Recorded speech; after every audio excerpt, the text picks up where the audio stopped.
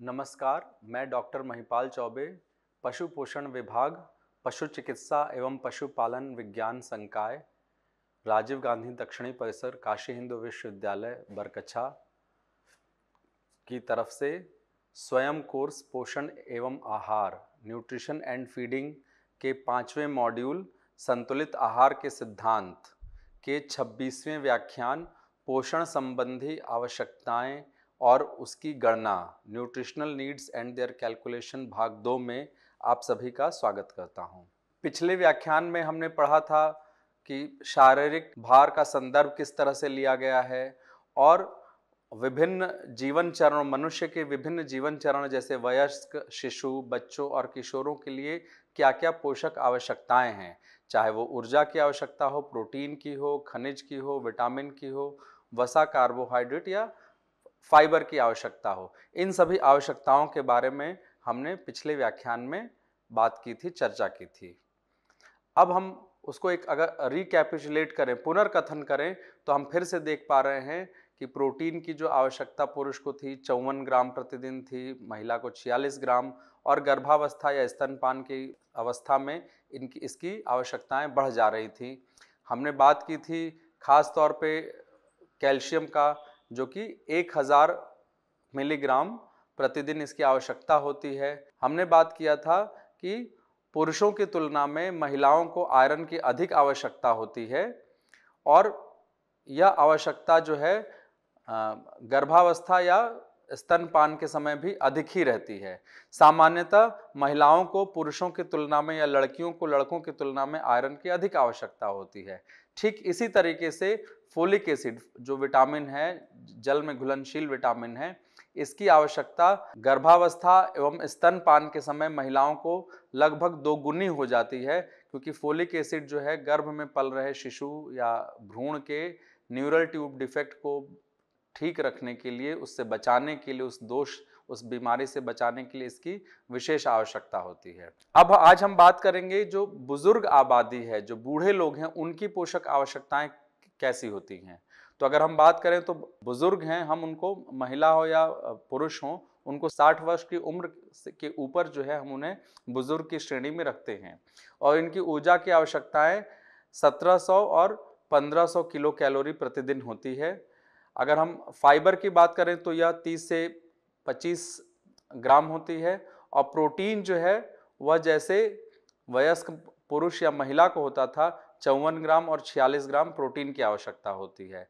उसी तरह vitamin A जो है करीब 1000 माइक्रोग्राम उसकी आवश्यकता होती है और बाकी सारे विटामिन देखें तो महिला और पुरुष, जो बुजुर्ग महिला पुरुष हैं, उनकी आवश्यकताएं लगभग कमोबेश बराबर होती हैं या फिर पुरुषों को थोड़ी सी अधिक चाहिए होती हैं। फोलिक एसिड जो कि महिलाओं को अधिक चाहिए था, यहाँ पे वृद्धावस्था में दोनों को लगभग बराबर होता है। और बात करते हैं थोड़ा आयरन की। आयरन जो है, जो महिलाओं को पुरुषों की तुलना में अधिक चाहिए होता है, एक वयस्क महिला को या फिर एक लड़की को लड़के की तुलना में, लेकिन वृद्धावस्था में चूंकि यहाँ पर मासिक धर्म बंद हो चुका होता है, इसलिए आयरन की आवश्यकता दोनों की बराबर होती है। यानी वृद्धावस्था में आयरन की आवश्यकता पुरुष और महिला दोनों को एक बराबर ही होती है। आयोडीन की आवश्यकता भी दोनों को बराबर होती है। अब इसके बाद बात करते हैं एक्सेप्टेबल मैक्रोन्यूट्रिएंट डिस्ट्रीब्यूशन रेंज, यानी कि स्वीकार्य मैक्रोन्यूट्रिएंट वितरण या सीमा, यानी कि जो भी पोषक तत्व हैं उनको ऊर्जा के प्रतिशत के रूप में हमारे आहार में कितना प्रतिशत कार्बोहाइड्रेट, प्रोटीन या फिर फैट होना चाहिए, इसका एक रेंज बताया जाता है, उसकी एक सीमा होती है, उसको हम इसमें बताते हैं, जो कि एक हमें सामान्य दिशा निर्देश देता है कि पोषक तत्व ऊर्जा के तुलना में, ऊर्जा के संदर्भ में कितना होना चाहिए। तो जैसे अगर हम देख रहे हैं कि जो प्रोटीन एनर्जी रेशियो है वह बच्चों में 5 से 15 के आसपास होना चाहिए और जब वह वयस्क हो जाते हैं तब भी 5 या 15 हो तो सबसे बेहतरीन है। हालांकि यह जो अनुपात है प्रोटीन और ऊर्जा का, यह इस बात पर निर्भर करता है कि प्रोटीन की जो हम खा रहे हैं उसकी क्वालिटी कैसी है और साथ ही साथ हम कितनी ऊर्जा का ग्रहण या सेवन कर रहे हैं। अगर वसा फैट की बात करें तो बच्चों में कुल ऊर्जा का जो सेवन है वो वसा के रूप में अधिक होना चाहिए, यानी 1 से 2 साल की उम्र में वह 30 से 40% हो सकता है, जबकि जैसे जैसे उम्र बढ़ रही है यानी 3 से 18 साल में यह करीब 30% और जैसे ही वयस्क हो जा रहे हैं यह 15 से 35% इसकी सीमा हो जा रही है, और गर्भावस्था या स्तनपान की अवस्था में यह 20 से 35% रहेगी। अगर उसी फैट में बात करें कि N6 ओमेगा 3 और ओमेगा 6 फैटी एसिड्स जो हैं, पॉली अनसैचुरेटेड फैटी एसिड्स हैं जिनके बारे में आपने पढ़ा हुआ है, इनकी आवश्यकता है, तो इनका जो अनुपात होना चाहिए वो 5 से लेकर 10 का अनुपात होना चाहिए, यानी कि ओमेगा 6 फैटी एसिड्स ओमेगा 3 की तुलना में 5 से 10 गुना अधिक होना चाहिए। और अगर ऊर्जा के संदर्भ में बात करें तो ओमेगा 6 जो है वो 4 से 10% होना चाहिए, जबकि ओमेगा 3 फैटी एसिड कुल ऊर्जा का जो है वो 0.5 से 1% के सीमा में होना चाहिए।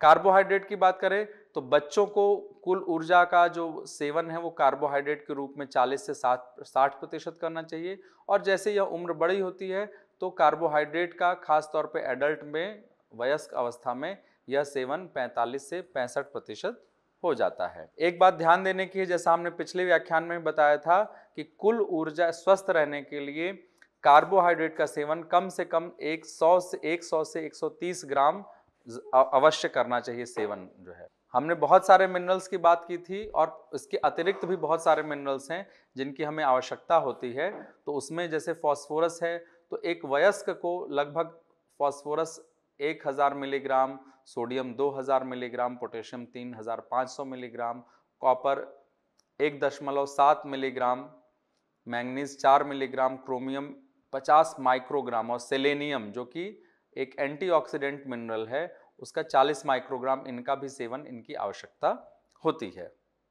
इसके बाद हमें यह भी जान लेना चाहिए, जब हम पोषक तत्वों की आवश्यकताओं के बारे में जान रहे हैं, तो टॉलरेबल अपर लिमिट्स इन पोषक तत्वों की क्या है, यानी कि वह स्तर जिसके ऊपर इन पोषक तत्वों का सेवन नहीं होना चाहिए, आहार में नहीं होना चाहिए।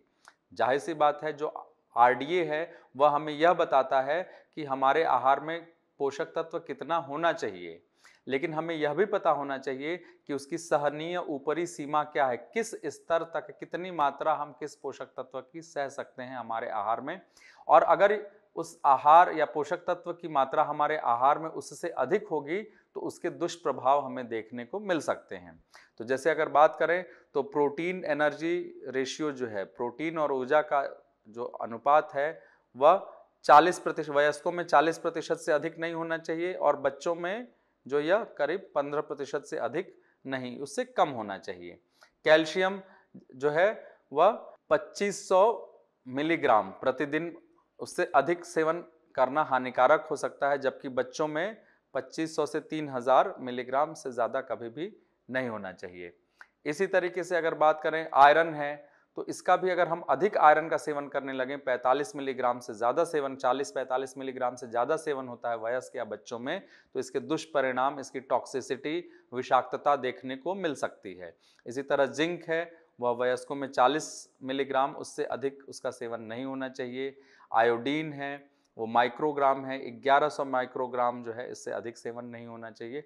तो इस तरह से इस टेबल में हम यह देख पा रहे हैं कि एक खास ऊपरी सीमा है सभी पोषक तत्वों की, हमें उसका सेवन उससे अधिक करने से बचना चाहिए, नहीं तो दुष्परिणाम देखने को मिल सकते हैं। अच्छा, अभी जो पोषक तत्व हैं इनकी गणना कैसे, हमें यह पता, हम उन विधियों के बारे में जानने का प्रयास करेंगे कि जो पोषक तत्व हैं ये कैसे, ये जो मान आया हुआ है कि इतना कैल्शियम, इतना फास्फोरस, ऊर्जा जो है 2200 किलो कैलोरी, यह कहाँ से, किस तरह के परीक्षण करके, किस तरह के प्रयोग करके यह मान प्राप्त किया जाता है। तो इन जो उसके पोषक तत्वों को निर्धारित करने के जो सिद्धांत हैं उनके बारे में हम अभी जानेंगे। तो सबसे पहला जो सिद्धांत या तरीका है वो है पोषक तत्व संतुलन अध्ययन। संतुलन मतलब बैलेंस स्टडी। यहाँ पे हम किसी खास पोषक तत्व का एक बैलेंस स्टडी करते हैं। इसमें हम क्या करते हैं कि जो पोषक तत्व है उसको हमने किसी पशु को या किसी मनुष्य को उसको वह पोषक तत्व का सेवन कराते हैं, और फिर पोषक तत्व उसके शरीर से किन किन तरफ, किस किस रास्ते से बाहर आ रहा है, चाहे वह मल हो, मूत्र हो, पसीना हो या दूध हो, वहां पर उसको जोड़ते हैं। तो कितना सेवन किया और कितना उसके शरीर से बाहर निकल गया वह पोषक तत्व। जैसे प्रोटीन की अगर बात करें तो किसी पुरुष ने या किसी जीव ने, चूहे ने 20 ग्राम प्रोटीन खाया, उसमें मल में, पेशाब में, मूत्र में, पसीने में कितना प्रोटीन निकल गया, उसको घटा करके हमें जो पता चलता है वह होता है उसका बैलेंस या उसका संतुलन। तो इस संतुलन के आधार पर भी हम पोषक तत्वों की आवश्यकताओं की गणना या उसको पता कर सकते हैं। यह जो तरीका है यह एक जो है नियंत्रित पर कंट्रोल्ड कंडीशंस में, मतलब एक खास कंट्रोल्ड कंडीशन, खास विशेष वर्ग, खास शारीरिक स्थिति के लिए यह किया जाता है और उसमें हम उस बैलेंस का पता लगाते हैं। और यह तकनीक बहुत ही सटीक जानकारी देती है और संवेदनशील भी होती है। इसका एक निगेटिव या नकारात्मक भाग यह है कि यह काफी महंगा और समय, इसमें 2 से 3 महीने कम से कम समय लगते हैं या ज्यादा समय भी लग सकता है। तो ये तकनीक थोड़ा महंगी भी है और समय भी है, लेकिन इस तकनीक के जरिए हम पोषक तत्वों की आवश्यकता को पता कर सकते हैं। इसके अतिरिक्त विटामिन के केस में एक नया सिद्धांत है, वो है पोषक तत्वों की अनिवार्य हानि, यानी कि कोई पोषक तत्व शरीर से कितना उसका ह्रास हो रहा है, अगर हम वो नहीं भी खिला रहे हैं तो उसके बारे में अनुरक्षण यानी मेंटेनेंस रिक्वायरमेंट, उसकी आवश्यकता जो है उसको हम पता कर सकते हैं। यानी कि हम क्या करेंगे कि किसी जीव को प्रोटीन के बिना आहार बनाएंगे, एक ऐसा आहार बनाएंगे जिसमें प्रोटीन की कोई भी मात्रा है ही नहीं, 0 प्रोटीन डाइट बनाएंगे और वह उस जीव को खिलाएंगे। तो हम ऐसा देखते हैं कि जब उसको हमने आहार में प्रोटीन नहीं दिया है, फिर भी एक मिनिमम, न्यूनतम मात्रा प्रोटीन की उसके मल में, मूत्र में, पसीने में या दूध में आ रही है।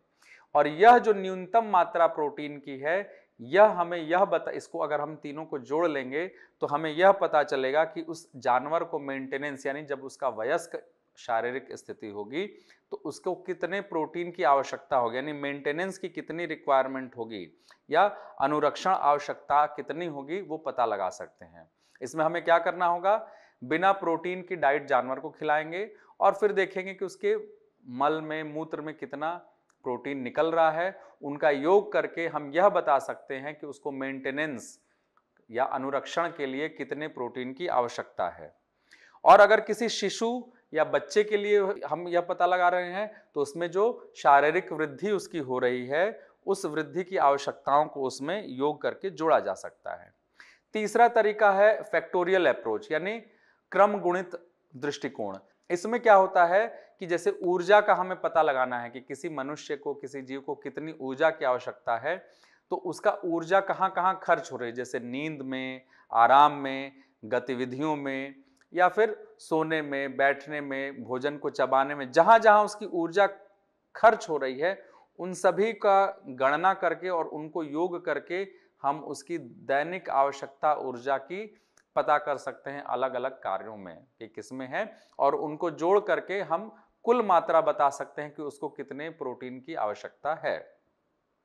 चौथा जो सिद्धांत है, तरीका हो सकता है, वो ये है, खास तौर पे जो हम ये है कमी और पुनः आपूर्ति अध्ययन।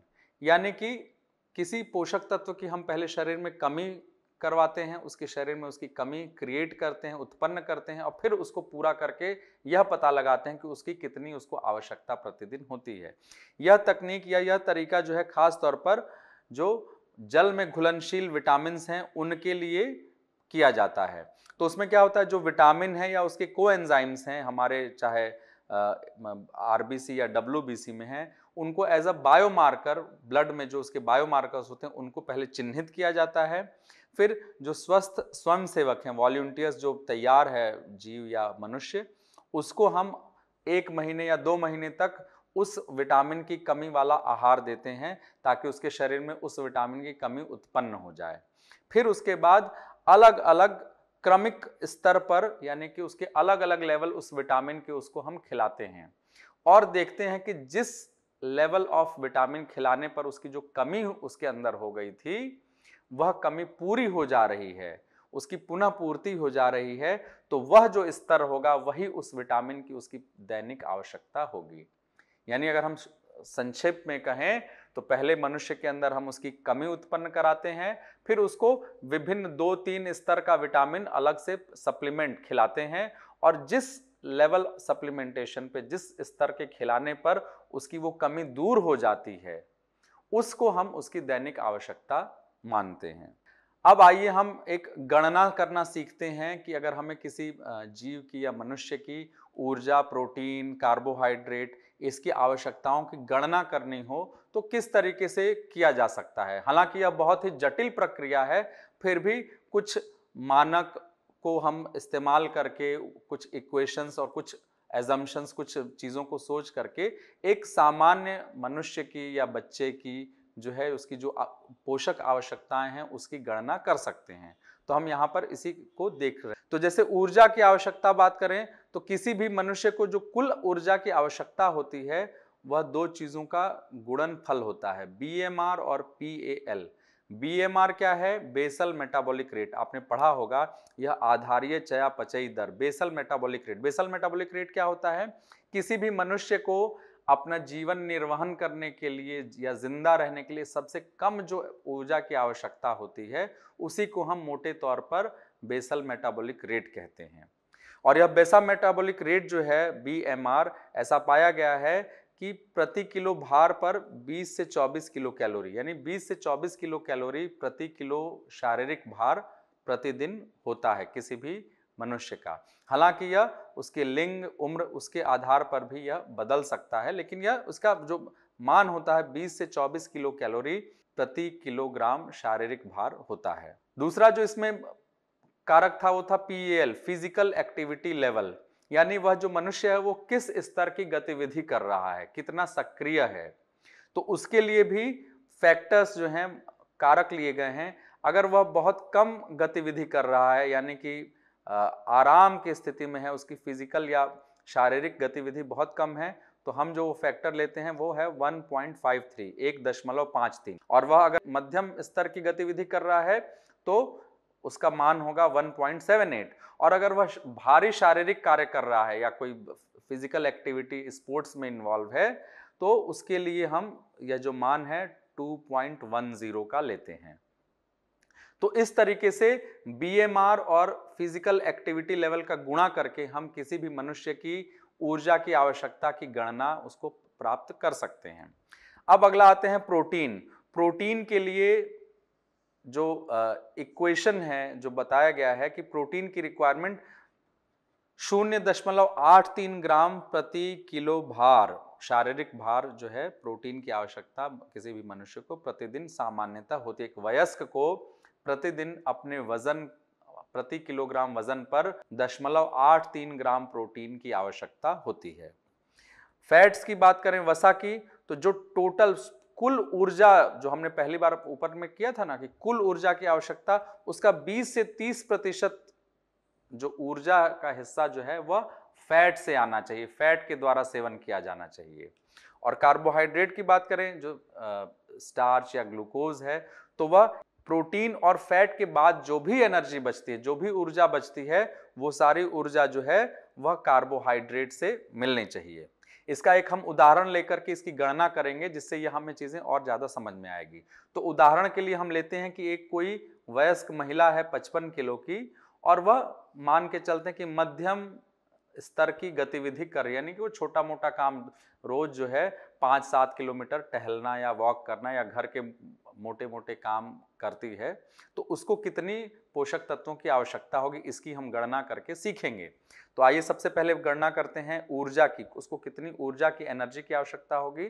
तो हमने पढ़ा था बीएमआर 22 से 24 के बीच में होता है, तो इसका बीएमआर जो होगा हम 22.5, और चूंकि उसका भार जो है वो 55 है, तो हम उसका 55 से गुणा करेंगे, तो यह मान आता है 1237 किलो कैलोरी। और चूंकि यह महिला मध्यम स्तर की गतिविधि कर रही है, तो इसका फिजिकल एक्टिविटी लेवल के लिए जो फैक्टर होगा 1.78 होगा। तो इस तरह से कुल ऊर्जा की आवश्यकता 1237 गुणे 1.78, और यह आ जाएगा करीब 2203 किलो कैलोरी। तो अगर हम इसको NIN जो national institute of nutrition Hyderabad ने दिया हुआ है, उसने बताया हुआ यह 2230 किलो कैलोरी प्रतिदिन एक महिला, 55 किलो की वयस्क महिला जो मध्यम स्तर की गतिविधि करे, इतनी उसको ऊर्जा की आवश्यकता होती है। तो ये काफी क्लोज, उसके एकदम पास में आ गया है। तो चलिए हम तो यानी कि एक 55 किलो की महिला को जो मध्यम स्तर का गतिविधि कर रही है, 2230 किलो कैलोरी ऊर्जा उसको प्रतिदिन चाहिए होगी। अब पता करते हैं उसको प्रोटीन की कितनी आवश्यकता होगी। तो प्रोटीन जो है प्रति किलो भार में के लिए 0.83 ग्राम प्रोटीन प्रति किलो भार के लिए आवश्यकता होती है। तो महिला का भार कितना है, 55 किलोग्राम, और हर 1 किलो पे कितना प्रोटीन चाहिए होता है, 0.83। इन दोनों का गुणा करते हैं तो हमें मिलता है संख्या 46 ग्राम, लगभग 46 ग्राम प्रोटीन उसको प्रतिदिन चाहिए। अगर हम एक सामान्य भारतीय आहार के हिसाब से इसकी डाइजेस्टिबिलिटी, पाचकता मान लें कि 85% है, तो उसको वास्तव में आहार में प्रोटीन की आवश्यकता होगी 46/0.85, क्योंकि 85% डाइजेस्टिबिलिटी अगर मान लें तो कुल मिलाकर लगभग उसको 54 ग्राम प्रोटीन की इस महिला को आवश्यकता होगी। अब बात करते हैं फैट कितनी चाहिए होगी। तो जो कुल ऊर्जा है उसका 20 से 30% जो है ऊर्जा जो है वो फैट या वसा से मिलनी चाहिए। तो कुल ऊर्जा कितनी उस महिला को चाहिए थी, हमने पिछले स्लाइड में देखा था 2230 किलो कैलोरी इस महिला को ऊर्जा चाहिए।